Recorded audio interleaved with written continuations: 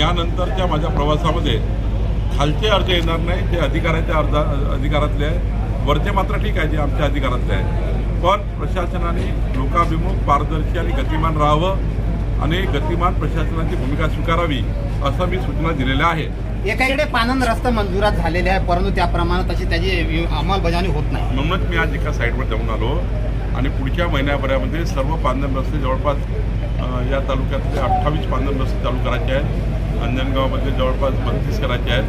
जोनानंही मंजुरी दिलेली आहे. आता पुन्हा एकदा मुख्यमंत्री बळीराजा पांधन रस्ते योजनेमध्ये या तालुक्याला काही निधी येणार आहे, त्यातनं आम्ही पांधन रस्ते करणार आहोत. पण आमचा विचार आहे की मुख्यमंत्री बळीराजा पांधन रस्ते योजनेमध्ये रस्त्याचं सीमांकन करणे, रस्त्याच्या दोन्ही बाजूला झाडं लावणे, शेतकऱ्याचा रस्ता मोकळा करणे, वहिवाटीचा रस्ता मोकळा करणे आणि कुठल्या शेतकऱ्याने जर दुसऱ्या शेतकऱ्याचा रस्ता अडवला, एका शेतकऱ्याच्या आळमुठेप्रमाणे 50 शेतकऱ्याचा रस्ता अडवला तर आम्ही हा निर्णय घेतलेला आहे की त्या शेतकऱ्याच्या सर्व योजना बंद करायचं. बियाणे, युरिया, सल्फेट आणि ॲग्रीज टाकून येणाऱ्या सर्व योजना बंद करायच्या. जो शेतकरी 50 शेतकऱ्याचा रस्ता थांबवेल, जो शेतकरी पांधन रस्त्यावर अतिक्रमण करेल, जो व्यक्ती या ठिकाणी रस्ता बंद करेल त्याच्यावर आम्ही कारवाई करणार आहे. त्याच्या सरकारी सर्व योजना बंद करणार आहे. गरज पडली तर आम्ही गुन्हे दाखल करू. पण माझी विनंती आहे की 99% शेतकऱ्याचा मार्ग हा एक शेतकऱ्याने अडवू नये. एकामुळं 99 लोकांचं नुकसान होत आहे. मी या ठिकाणी 3 केसेसचा बघितल्या आहे की एका शेतकऱ्याने 40 रस्ता अडवला, 40 शेतकऱ्याचा रस्ता अडवला आहे. हे मात्र योग्य नाही आहे.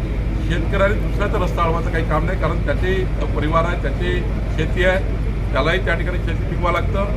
कुणीही या ठिकाणी शेतकऱ्यांनी रस्ता एकामेकाचा अडवू नये ही विनंती हात जोडून मी दर्यापूरच्या अंजनगावच्या शेतकऱ्यांना करतो आहे.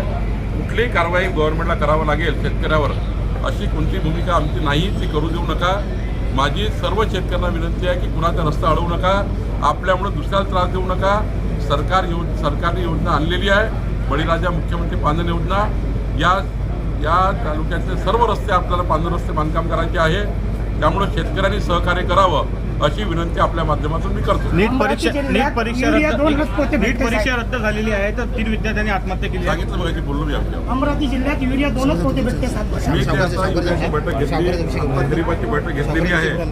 कुठेही बियाणं आणि सल्फेट कमी जाणार नाही याची काळजी आम्ही घेतलेली. आता 2 ट्रॅक आलेले आहे, त्यावर आम्ही कारवाई करतोय. सर, तुम्ही आता सांगितलेले पांधन रस्ते आता ऐन वेळेवर पावसाळ्याचं सीझन आणि त्यावेळेस पांधन रस्ते इतक्या जलद गतीनं होणार आहेत. एवढ्या लवकर होणार नाही.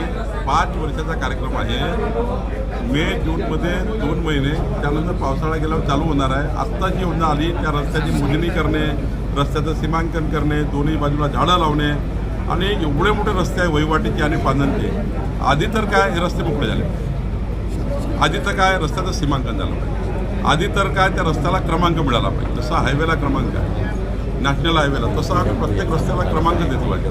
आणि त्या रस्त्याची योजना आणि आम्ही यावर सांगितलेलं आहे यावर्षी जेवढा पैसा येणार आहे तालुक्याला 5च विषयावर खर्च करा.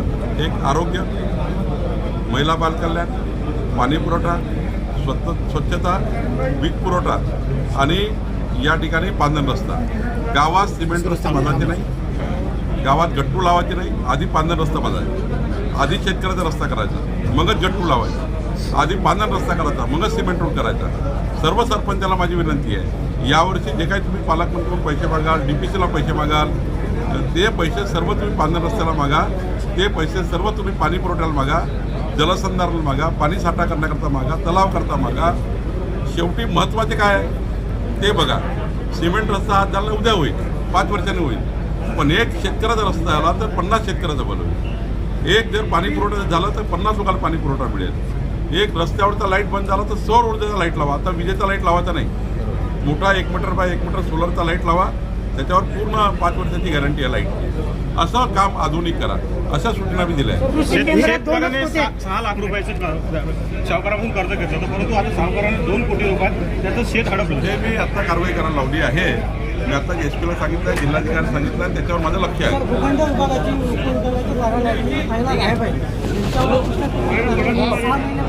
मी आता एक डेस्क तपासलेला आहे, कुठली फाईल असेल तर मला सांगा.